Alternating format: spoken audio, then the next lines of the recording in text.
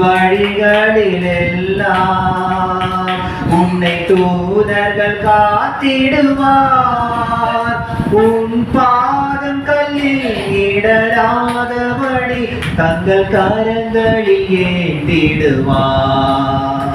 உன் பாதம் கல்லில் இடராதபடி தங்கள் கரங்களில் ஏந்திடுவார்.